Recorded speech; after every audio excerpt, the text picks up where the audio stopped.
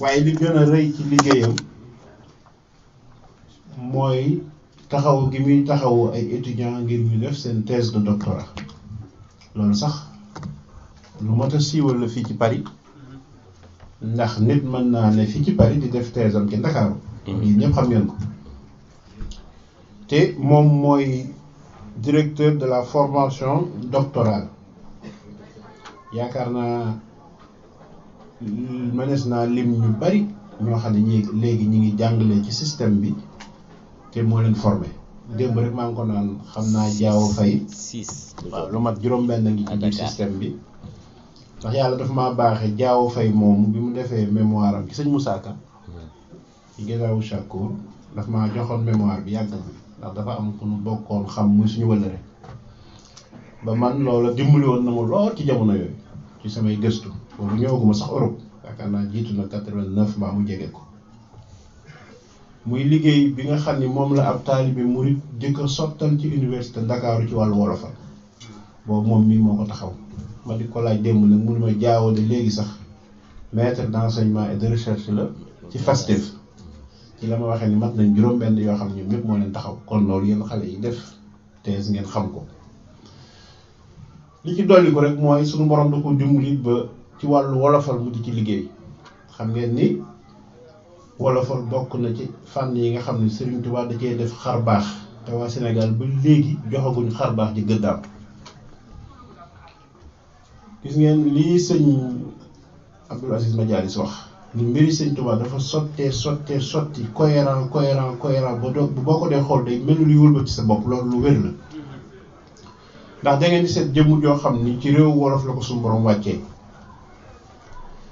ba noppi di ko liggéey boo xam ne ci arab la ko war a def ngir jullit yëpp bokk ci saa si suñu borom tàggatal ko ay nit ñu tàmbali di taataan li muy liggéey di ko sotti ci wolof ngir wolof yi xam ko te génnewuñ ci benn école de formation bu dul école boppam Serigne Mor Kayre mooy seen mag ñoom ñëpp Cheikh Samba Diarra Mbaye topp ci sëñ Moussa Ka mënees na koo lim sëñ Mbaye Jaxate mënees na koo lim Serigne Touba moo am ci dundam ñeenti kàngam yoo xam ne kenn ku ci nekk da ngaa choisiral sa bopp ci turu sëñ Touba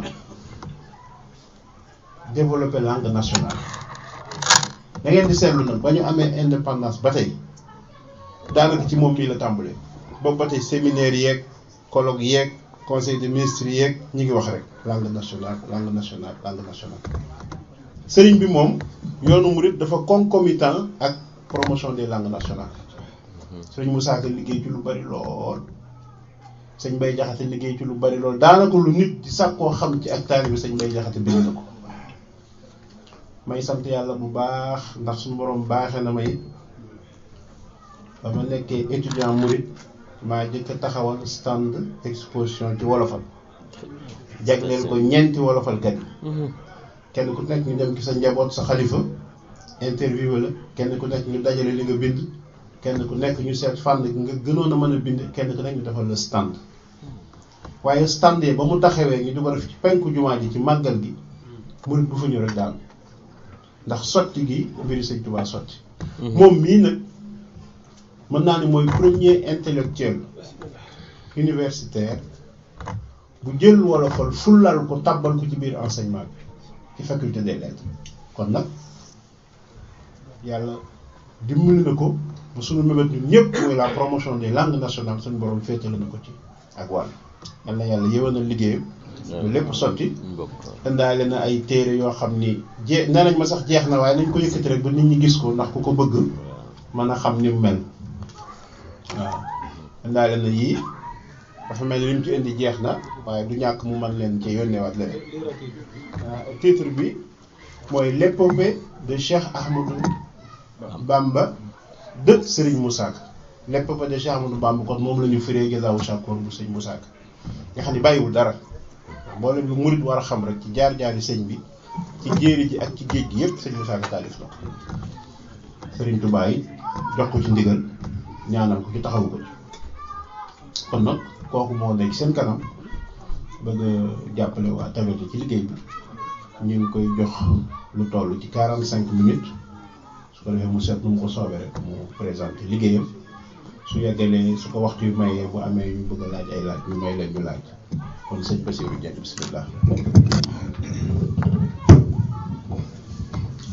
Mbuub ñu ngi lay sant mu mel ni daanaka waxtaan wi may def bu ma bàyyi woon taabal ji nga war ko mën a def di ziarewaat bu baax a baax bu kilifa yi ñu bokkal jotaay bi di taataan seeni ñaan ñu fekkee jotaay bi di réitéré waat suñuy félicitation au centre islamique de Taverny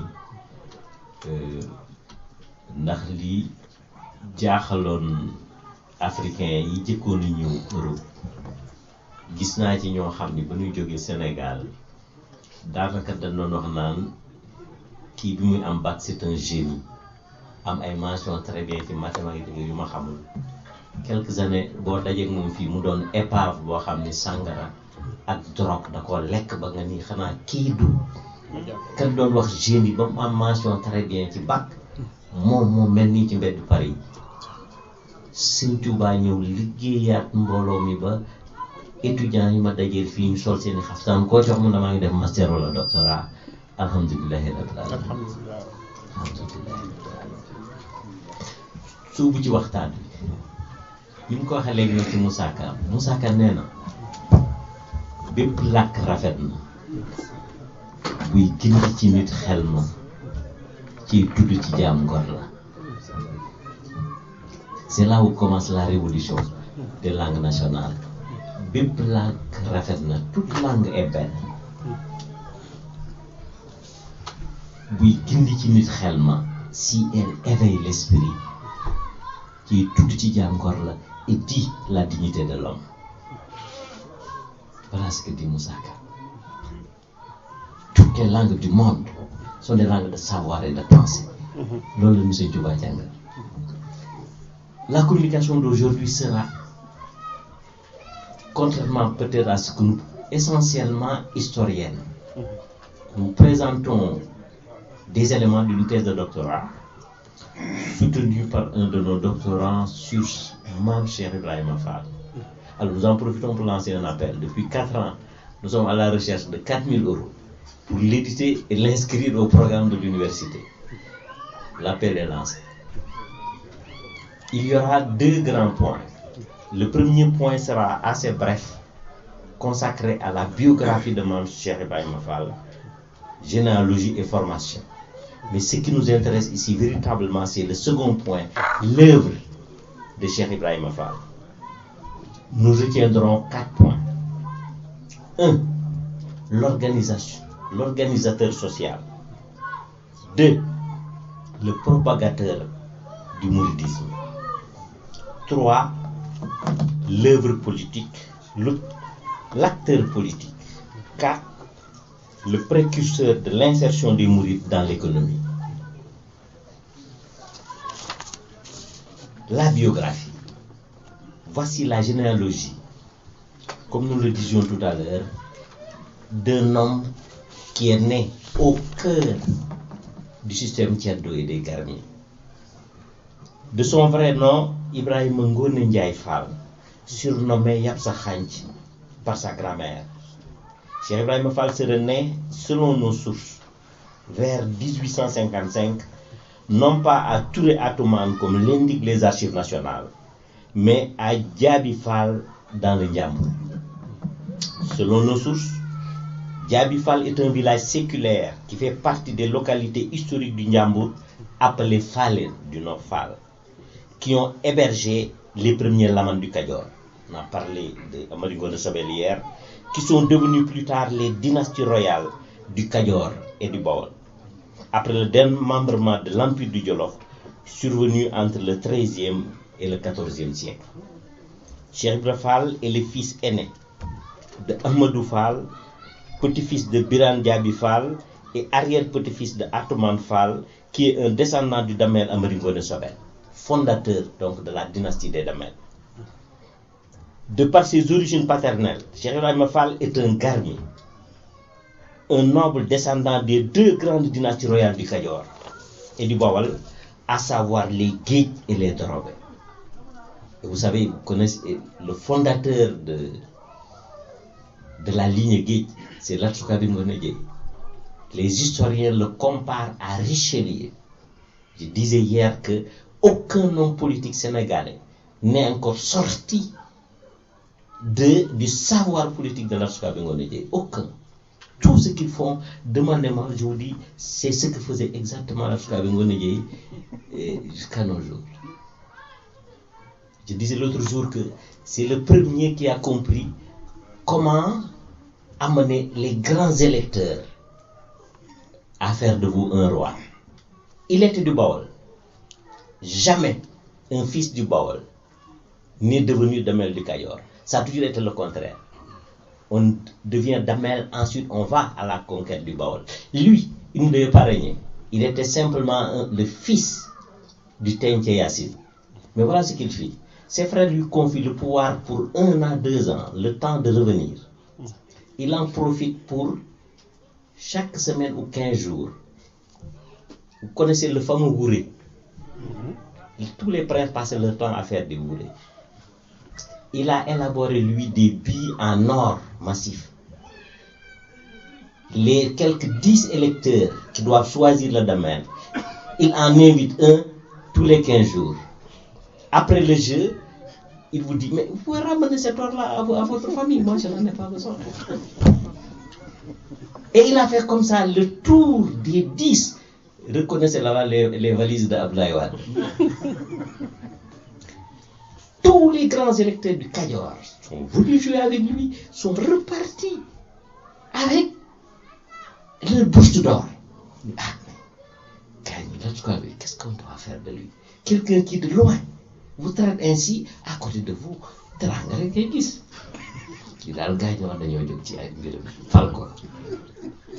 c'est comme ça un prince de Baol qui n'aurait jamais dû régner. Quand on a demandé aux 7 familles, et il fait partie de la famille Guèye, donc il a le droit de dire je suis candidat. Mais il y a 7 lignes maternelles qui doivent donner des candidats. Quand il a levé la main, il a été intronisé. Les gens ont dit qui vous toquez? Ça n'a pas Le Sénégal n'est pas encore sorti de la Sukaabe Ngoné Dièye. Et une fois devenu Damel, mu ni ah duma dëkk Bawol sama kër ndey di ma sama kër baay di ma mere duma dëkk Kayor sama kër yaay di ma mere. Il est allé à la frontière dugg fa fenn mu samp fa benn dëkk tudde ko Mak. Attention, c'est pas Mak de Maysa Tendu Weji, ce n'est pas la Mecque. Ils connaissent pas, c'est des ceddo. Ça veut dire Mak, bien en face. Sama waa kër ndey di ma gis, sama waa kër baay di ma gis. Voilà, kenn du mer. Mak, c'est pas. Bu dégg Mak yi Maysa Tendu ja mooy Mak rek janoo. Janoo Bawol, janoo Kayor. Mu ni nan lay assoiré, comme Abdoulaye disait pour 50 ans, un pouvoir boo xam ni kenn du ma fi jëlee. Mu ni pouvoir daal boo ko bëggee am fii ci réew moom da ngay yaatu famille. Toutes les catégories socio-professionnelles, toutes les régions du Kayor, il va y épouser au moins 2 femmes. Quand il épouse dans une lignée une grande sœur, 1 an après, quand la petite sœur vient la voir, il l'épouse pour asseoir. Il dit que cette famille me soutiendra toujours. Quand il a fini, les garmis, les jambour, il épouse une fille dans la catégorie professionnelle des forgerons. Tout homme du Kayor que vous rencontrez qui se nomme Djong est un petit-fils de Lat Sukaabe Ngoné Dièye. À partir de ce moment, il crée comme ça un maillage politique. Aucun homme politique n'est sorti de là. Pour faire de la politique sénégalaise, on vous dit à la conquête des identités remarquables. Si vous avez les grandes familles et les grands électeurs, c'est réglé. C'est pourquoi les gens, nuitamment tous les jours, sont à Touba ou à Tivaouane. Donc nous sommes encore dans l'ère de Lat Sukaabe Ngoné Dièye. Alors, revenons à Cheikh Ibrahima Fall, notre garmi. Diaby Fall, le village natal de Cheikh Ibrahima Fall, fut aussi un grand centre d'enseignement coranique et islamique à l'image de Pire et de Koki. Pire était une université où on a formé tous les personnages de l'histoire du Fouta qui sont à l'origine de la théocratie, Souleymane Baal et tous ceux qui l'ont accompagné, c'est des étudiants qui ont été formés à Pire. Retour au Fouta, ce sont eux qui sont à l'origine de la révolution Torodo. Et a produit de grands érudits comme Yoro Diaby Fall et Biren Diaby Fall. Les ascendants de Cheikh Ibrahima Fall furent d'anciens tiers de cercle qui se sont tôt convertis à l'islam. Bon, nous citons ici en anglais Aubrien, mais nous en faisons grâce. Le père de ce dernier, Amadou Fall,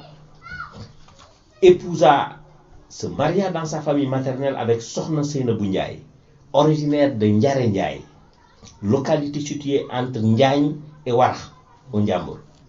Ndiare Ndiaye, à l'instar de Koki et de Pire, fut un des grands foyers religieux, affectueusement appelé Mam Sey. La mère de Cheikh Ibrahima Fall est la fille de Ndiaye Fatma Diaré et de Sokhna Balla, petite-fille de Sayer Mamar, arrière-petit-fils de l'ancêtre d'Emba Diaré.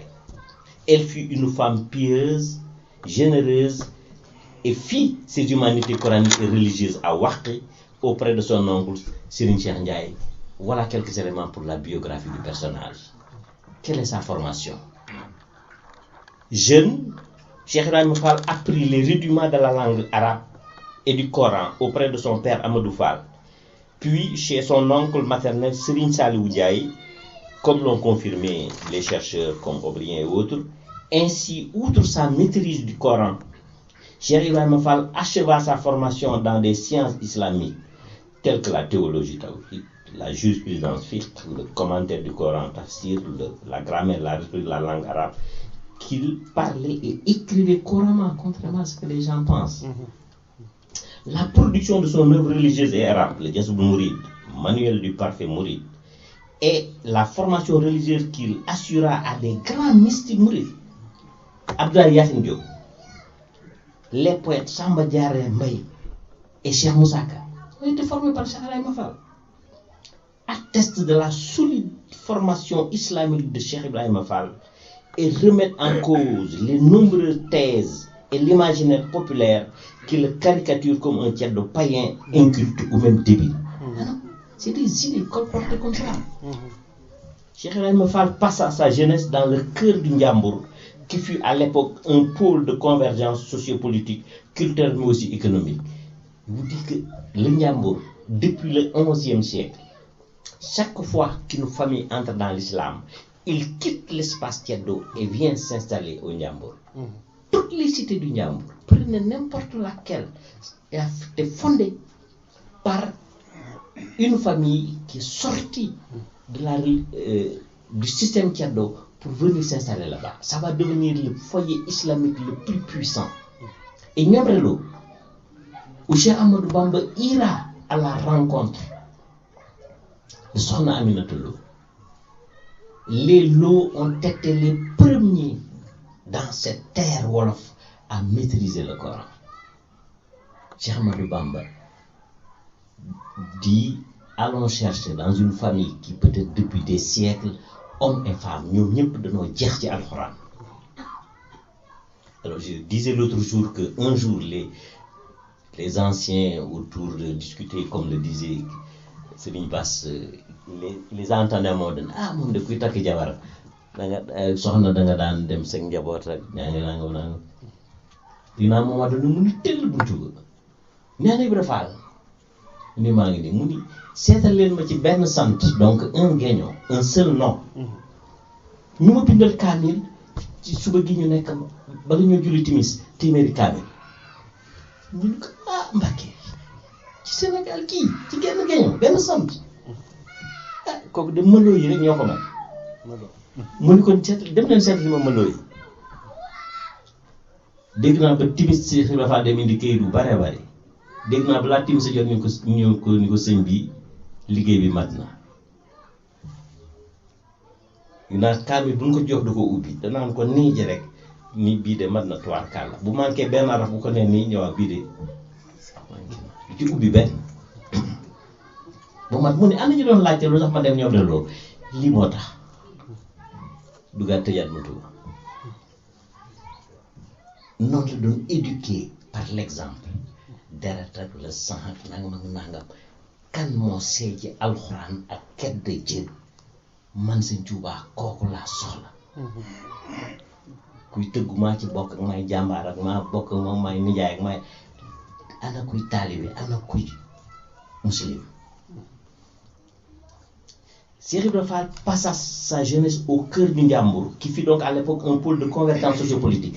Pourquoi ñoom rek quand les caravanes du désert amenaient les marchandises, le commerce qui va rayonner depuis le Moyen Âge jusqu'au 19e siècle, jusqu'à l'arrivée des caravanes, ils s'arrêtaient à Ñomre. C'est à partir de Ñomre que les commerçants wolof prenaient le relais pour distribuer ces marchandises dans toute la sous-région sénégalienne. Donc le Njambur est le cœur de l'économie du pays wolof, le cœur du monde musulman, le cœur de l'agriculture. Après la guerre des Toubnan avec Nasir el-Din, les pays tchadou étaient complètement ruinés, il n'y avait aucune récolte. C'est le Njambur qui va nourrir tout le Kayor et le Bawol avec sa récolte. Le Njambur est un élément stratégique fondamental. Serigne Touba wan na ni mu ko fonke woon. Donc il a grandi dans cet espace où commerce, apprentissage du Coran, etc., etc. C'est dans ce milieu propice à la communication et à l'ouverture d'esprit que Cheikh Ibrahima Fall s'initia aux relations humaines et au commerce. C'est par la suite, après une révélation divine selon sa propre version, qu'il partit à la quête de Cheikh Ahmadou Bamba. La rencontre historique entre le maître et le disciple eut lieu, selon la source coloniale, en 1886 et selon la tradition orale, le 20e jour du mois de Ramadan de l'an 1301, c'est-à-dire 1883, à Mbacké Kadior. Et Cheikh Ibrahima Fall serait alors âgé de 28 ans. Cette date marque la naissance effective du mouridisme, symbolisée par l'allégeance de Cheikh Ibrahima Fall et le début de son expansion socioculturelle, dans laquelle Cheikh Ibrahima Fall va jouer un rôle multidimensionnel. Après cette rencontre entre les deux figures emblématiques du mouridisme, Cheikh Ibrahima Fall suivit son maître qui va fonder le village de Darou Salam, puis celui de Touba. Après 3 ans de formation, c'est Touba qui ñetti at la ko defar. L'œuvre monumentale, takk der, takkay, laxasaay, ñetti at la, pas plus, ci la ko defar. 3 ans de formation et de service auprès de son maître, Cheikh Ibra Fall est élevé au titre de cheikh et libéré par le fondateur de la confrérie mouride. Dès lors, il entame son œuvre réformatrice multidimensionnelle au profit de la confrérie. Cheikh Ibra Fall, évidemment, quitte ce monde au cours de la nuit du 2 au 12 juin 1930 à Diourbel et a été inhumé à Touba 3 ans après la disparition de son maître en 1927 à Diourbel. Et vous savez qu'il n'a jamais mis les pieds à Touba. Il a dit: je ne foulerai jamais une terre où repose Cheikh Ahmadou Bamba. Donc il rentre à Touba en 1930.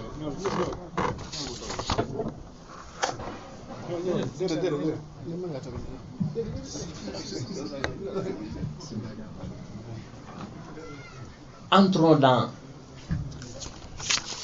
qu'est-ce qu'il a fait. Lui, on a dit tout à l'heure que Souleymane Baal dit clairement qu'une figure fondatrice de l'islam et des communautés doit avoir 2 compétences: être une figure du savoir et une figure de l'action. Le soufi, Cheikh Ahmadou Bamba, qui a tourné le dos au monde, il prend dans le groupe le plus actif, mais depuis 3 siècles, il tournait essentiellement, il ne fait que la guerre, la tuerie, le pillage, etc. Il va en prendre l'élément le plus emblématique et en faire le moteur du développement de la communauté mouride. 1. L'organisateur social. Sur le plan social, Cheikh Ibrahima Fall a largement contribué à l'organisation et à l'expansion de la confrérie mouride émergente. Selon Aubrien et Pélissier, c'est Cheikh Ibrahima Fall qui a été l'initiateur de la décentralisation de la confrérie mouride en suggérant à Cheikh Ahmadou Bamba la nomination de Cheikh et de Djawrin, parce que c'est son idée à lui, comme représentants locaux du marabout. C'est dans cette même perspective d'organisation et d'expansion du mouridisme qu'il inaugura la colonisation rurale du pays wolof avec la création de nouvelles formes de dara ou écoles d'éducation islamique. En effet, si historiquement l'école coranique ou dara en tant qu'institution scolaire islamique est antérieure à l'émergence du mouridisme, force est de noter que cette confrérie par l'apport de Cheikh Ibrahima Fall a innové le dara traditionnel qui fonctionnait beaucoup comme un centre d'acquisition de connaissances islamiques, on l'a dit, connaissances livresques. Cheikh Ibrahima Fall, dans le cadre de la réforme socio-culturelle mouride, inaugura le Dara Tarbiya Liggéey, c'est-à-dire une école qui privilégie l'instruction morale, religieuse, le travail agricole au détriment d'une formation islamique livresque. Ce nouveau type de Dara fut créé par Cheikh Ibrahima Fall, comme l'affirment beaucoup de chercheurs sur le mouridisme comme Aubrien et autres. Nous faisons grâce de la citation en anglais. Selon Pélissier, nous citons, qu'il connaît bien, le Dara est à la fois une école de bourse pour l'éducation coranique et la formation morale de jeunes talibés et un champ de travail austère où règne un ordre et une discipline sans faiblesse. Comme Senghor disait que les Sénégalais sont intelligents mais trop tchahan. Ku tchahan beaucoup de famille Senghor. Fin de citation. Un ordre et une discipline sans faiblesse. Fin de citation. Ce nouveau modèle de Dara produit un autre type de disciple appelé Takder et qui sera le fer de lance, le pionnier de la colonisation agricole mouride dont Cheikh Ibrahima Fall est historiquement reconnu comme étant le précurseur. Deuxième point, le propagateur du mouridisme. La colonisation agricole mouride, au-delà de son impact économique sur lequel nous reviendrons, doit aussi être analysée comme un puissant moyen d'expansion et de rayonnement du mouridisme naissant. Il ne faut jamais oublier que Cheikh Ahmadou Bamba est le seul fondateur d'une communauté islamique dans l'Ouest africain à qui on n'a laissé aucune possibilité de faire le tour des régions du Sénégal ou de la Sénégambie pour dire aux gens, il n'a jamais eu la possibilité d'appeler qui que ce soit, quoi que ce soit. Il n'a jamais bougé. Plus de 30 ans, résidence surveillée, exil, etc. Et cet homme exceptionnel va étonner le monde. L'expansion en zone rurale. À partir de Dara Tarbiya Liggéey, école, éducation, travail, Cheikh Ibrahima Fall déploie une nouvelle stratégie d'expansion du mouridisme qui servira de modèle d'occupation de l'espace rural. Cette stratégie consiste d'abord à fonder une colonie agricole autour d'un Dara Tarbiya Liggéey et d'un noyau de discipline pionnier qui se transformera par la suite en un village de culture. À partir de cette base en retrait et autonome économiquement, le marabout assure la formation religieuse morale de ses disciples autour du travail collectif. Les Takder des Dara Tarbiya Liggéey vont constituer les pionniers de l'expansion spatiale mouride en inaugurant dès 1912 la première marche vers l'Est et les terres neuves du Saloum. Pélissier note, en marge de toute initiative administrative directe, en marge de toute initiative administrative directe, selon la seule responsabilité des chefs religieux et avec les seuls moyens dont ils disposent, les mourides vont à la conquête des terres et du monde. Comme ce que vous faites ici. Les mourides qui vont à la conquête des capitales occidentales. Selon toujours Pélissier, le dépouillement matériel. Attendez, ils n'ont rien. Le dépouillement matériel des membres des Daara, leur attachement fanatique à l'égard de leur cheikh, leur sens du travail communautaire et leur discipline en font les véritables fers de lance de la confrérie, notamment des fondations pionnières. Fin de citation. Beaucoup de gens ont trois bidets, trois bouertal, muy bindli. Anecdote. Un collègue européen assiste au lancement de Khelcom. Le quotidien Sud Quotidien, il me semble, titre Khelcom ou la muraille de Chine des Mourides. Un empereur qui a voulu entourer toute la Chine d'un mur. Les gens considèrent que Khelcom de Saint-Chalou, c'est la même chose. Un de mes collègues Toubab me dit que je vais voir ça. Cette affaire-là me semble quand même extraordinaire. Il fait 3 jours à Khelcom. Quand il est revenu,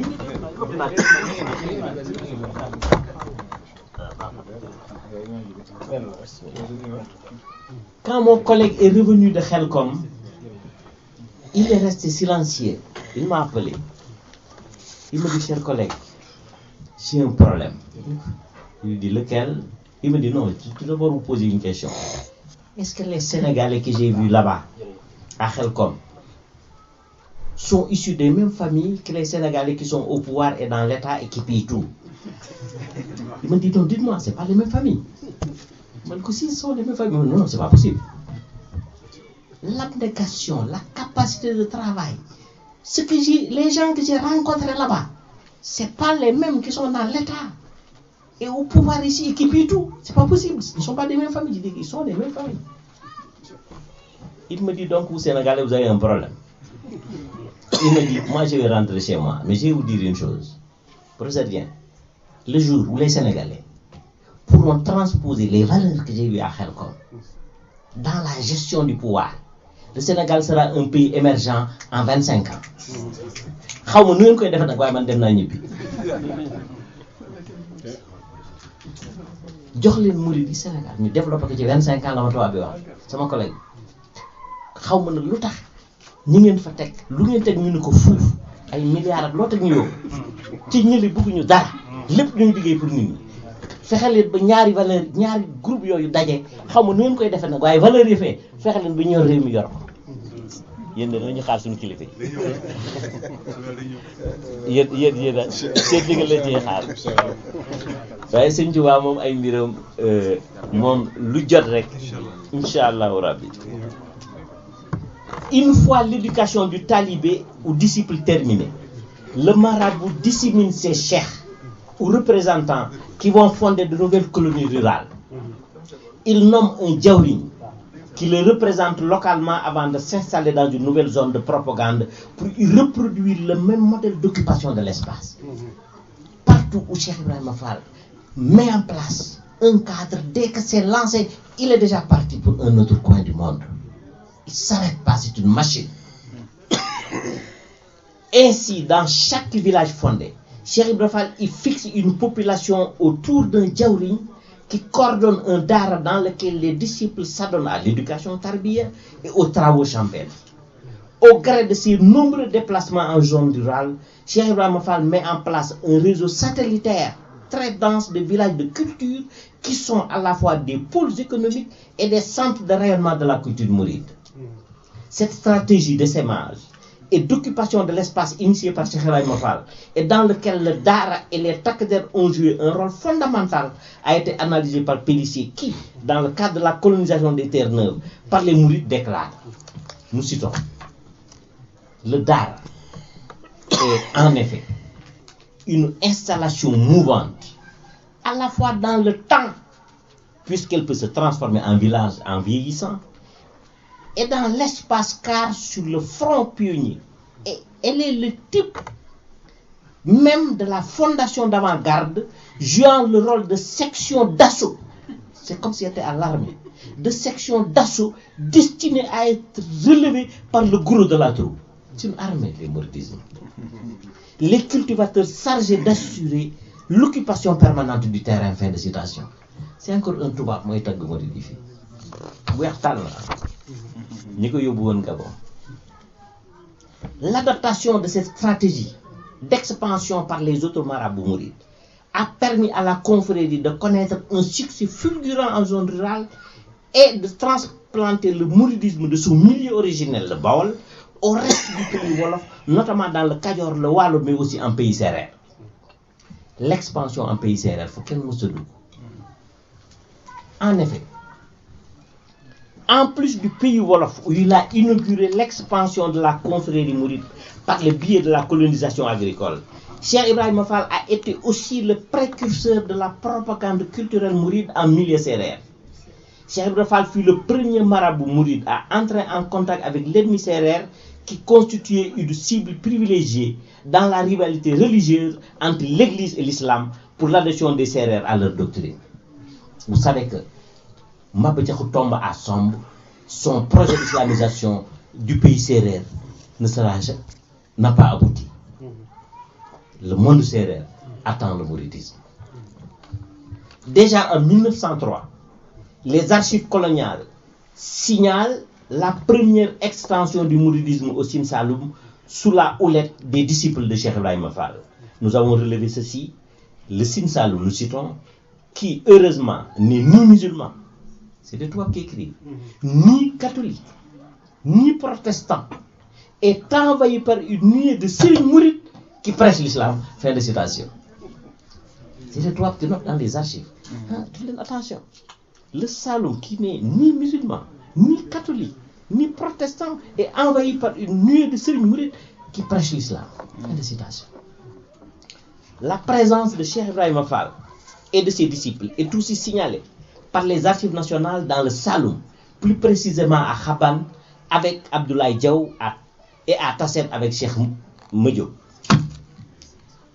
Enfin, en 1914, un autre chercheur, Nekash, nous informe de la colonisation des terres neuves par les cheikhs et talibés de Cheikh Ibrahima Fall, notamment dans la subdivision de Kaffrine avec Morsek, dans la province de Kahone avec Cheikh Issa Diène de Lagan et Cheikh Aliou Diouf de Lambaye. Malgré les réserves de l'autorité coloniale qui était réticente, c'est mourides qui continuent vraiment à tout occuper, ça pose problème. Malgré les réserves de l'autorité coloniale quant au succès du mouridisme chez les Sérères, ils considèrent que bàyyi leen ñu dem rek Sérères si lañ fay fekk. La propagande mouride de Cheikh Ibrahima Fall dans le Sine Saloum s'avéra très efficace avec l'adhésion en masse des Sérères à la confrérie, comme le confirme ce rapport politique des colons. C'est les colons qui écrivent ceci. Les Sérères eux-mêmes, qui de tout temps ont résisté à l'islam et gardé leur doctrine fétichiste, se laissent séduire par la croyance nouvelle, le mouridisme, et peu à peu, ils renoncent à leur vieille tradition, abdiquent leur indépendance, évidemment, voilà l'idéologie, et deviennent la chose des cheikhs. C'est nos ennemis qui parlent, la chose des cheikhs.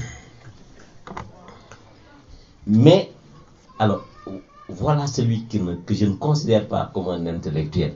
Voilà ce que dit Paul Marty, lui. C'est pas un scientifique. Il dit, les Sérères ont résisté jusqu'à maintenant à tout rayonnement de l'islam dans leur pays par suite de leur attachement à leurs croyances traditionnelles. Mais le cheikh mouride se fait insinuant l'idéologie. Il s'est adapté la doctrine islamique aux nécessités de la situation. Il permet aux néophytes, qu'est-ce qu'il raconte, de conserver intégralement son genre de vie propre et notamment son ivrognerie. Pour lui qu'il prononce l'acte de foi mouride, c'est la première brèche de l'islam dans le bloc fétichiste. Fin de guillemets, c'est pas un scientifique. Comment Seigne Touba peut-il accepter des ivrognes, chérie? C'est pas un scientifique pour moi, c'est pas un scientifique. Mais c'est intéressant pour nous qui faisons aujourd'hui de la vraie recherche. Ah non, non, la recherche, ça avance comme ça. bindoon na loolu tey ñun ñooy bind ñooy enseigner. Que dit un autre scientifique, lui qui fait de la science?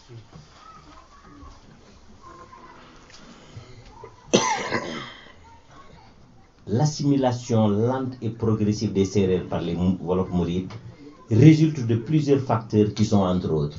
Voilà une analyse scientifique. 2 points. L'établissement de relations pacifiques. Tu jàmm la ñu ñëw. Tolérantes et d'échanges quotidiens entre les deux populations. Teraanga la ñu seq ñun. La solidarité et la cohésion de la confrérie. moo tax ñun ñëpp ñu nekk fii koo laajoon boobu mu futti ko boole ci beneen. La spécialisation des Wolof dans la production de traites et la substitution d'une nouvelle forme de prestige fondée sur l'argent, la particularité du mysticisme mouride qui apparaissent à la fois comme une religion de masse, c'est ça la particularité du mouridisme, apparaît comme une religion de masse et comme la religion de l'élite. Alors, considérez vous dites que c'est l'élite des communautés islamisées. Vous analysez le mouride dans l'espace général de la Sénégal et des Africains, c'est une doctrine de masse incontestablement. Là, c'est un scientifique qui écrit, et non Paul Marty. Il est à noter cependant, non, tout ce que l'idéologie produit, ce sera déconstruit par les vrais scientifiques et les intellectuels mourides d'aujourd'hui. Il est à noter cependant que si le mouridisme a connu une expansion rapide et indéniable en pays sérère, en milieu sérère, il n'en a pas de même au niveau des autres ethnies sénégalaises, chez les Alporadins et les Peuls. En effet, ces deux ethnies ont été réfractaires à la propagande mouride, cela à cause de 2 facteurs que vous connaissez. Le Fouta était profondément islamisé, donc n'attendez pas. Alors nous allons faire. Le second facteur, défavorable à l'expansion des mourides, est d'ordre économique, car résultant du conflit d'intérêts entre la communauté mouride et les populations peuples qui sont passeurs. Mouride dañuy bay, pël yi dañuy sàmm, ak sàmm kuy bay, seenu dig day jafe. Ça a été un gros problème pour les mourides. Comment gérer la relation entre les pasteurs peuls et ces grands agriculteurs qui vont à la conquête du monde.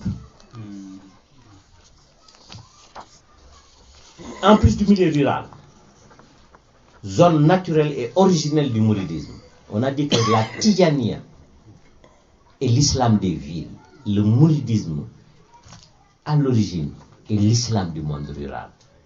Mais ce n'est pas vrai, nous allons le voir. L'expansion en zone urbaine, toujours par Cheikh Ibrahima Fall. 1. En effet, suite à la dissémination des premiers grands cheikh mourides pour l'expansion de la confrérie, Cheikh Ibrahima Fall inaugure l'implantation du mouride dans les centres urbains. 1. Saint-Louis. Cheikh Ibrahima Fall s'installe à Saint-Louis en 1891, bien avant l'arrivée de Cheikh Ahmadou Bamba dans cette ville et son exil au Gabon en 1895. Comme l'indiquent Aubrien et autres. Selon le témoignage de Serigne Ibrahima Thiam, ex-Bekine, directeur de cabinet et contemporain de Cheikh Ibrahima Fall, ce dernier résida d'abord dans le quartier populaire de Dangou, puis dans la banlieue de Guet-Ndar. La présence de Cheikh Ibrahima Fall à Saint-Louis est aussi confirmée par Serigne Bassirou Mbacké dans son ouvrage, par Aubrien et par d'autres. Le choix de cette ville par Cheikh Ibrahima Fall pour sa propagande urbaine n'est pas fortuite. Je disais à une autre conférence, Sëñ Tuubaa dafa liggéey kenn ku ne na ngaa defar sa nit moom mu liggéey ba ni lii booy taalibe murit kenn ku ne exposé mu ni nañ ko yóbbu ci capitale de la woyof dem fa ñëpp xam voilà le modèle murit voilà pourquoi Saint-Louis. kenn ku ne nga fa tubaab yeeg ñay jàngat ñay bon les grands chefs Tidiane et cetera ñu fa Cheikh Ibrahima Fall voilà le modèle du talibé mouride. Thiès Après Saint-Louis, Cheikh Ibrahima Fall s'est installé dans la ville de Thiès en 1892, où il fonde un quartier extérieur à Kausara et à Darou Bayré, avant d'intégrer l'intérieur de la ville en s'installant à Kër Ibra Fall. D'ailleurs, en 1911, selon un rapport politique, toujours, ils sont suivis par l'administration coloniale. Selon un rapport politique de l'administration coloniale qui signale, nous citons, que la secte, prenons le mot, que la secte des Mourides, dont Cheikh Ahmadou Bamba est le chef, a connu de nombreux adeptes dans le cercle de Thiès. Vous êtes d'accord avec nous? Ces partisans sont placés sous l'autorité de Cheikh Ibrahima Fall qui réside à Thiès. Mais policiers nous disent ceci. Dans certains centres urbains, des quartiers purement mourides avaient même été créés de toutes pièces et systématiquement peuplés par des fidèles des marabouts de Touba. C'est le cas par exemple à Thiès où le marabout Cheikh Ibrahima Fall, fondé vers 1930, un quartier mouride et pratique une politique de lotissement installant par milliers en une communauté disciplinée et fervente des fidèles arrivant du Baol. C'est un scientifique lui. C'est une secte. Alors,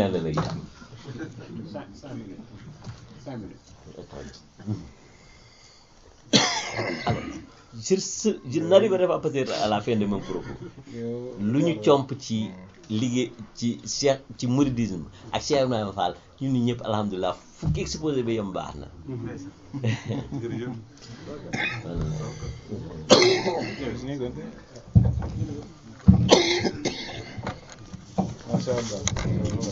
jërëjëf professeur macha allah jërëjëf li ma wax sànq rek ni ñaari cër yi cëru taalibe bi ak cëru universitaire bi yëpp feeñ na ngay sant bu baax a baax di la gërëm daanaka sax li ñu féetaloon muy wàllu njaareem la indi nga ci lu bare waaw maa ngi njaareem ca kanam waaye ndax foofu la sëñ bi nekk mooy quartier général am Mbàkke Kajoor aussi waaw passé mbir mi ci colonisation agricole xanaa ñu leeral li mu wax ci maam Cheikh Ibrahima Fall dafa fekk ñu féetale ko ni ko mu def ci waxtaan waaye kilifa yi toog it kenn ku ne am na ko ñu la féetale dana am ñu wax ci maam Thierno Birahim dana am ñu wax ci ñeneen ndax kéemtaani Sëñ Tuubaa foofu lay feeñee kuñ ci wax rek nga defe ni moo yor lépp waaye colonisation agricole sax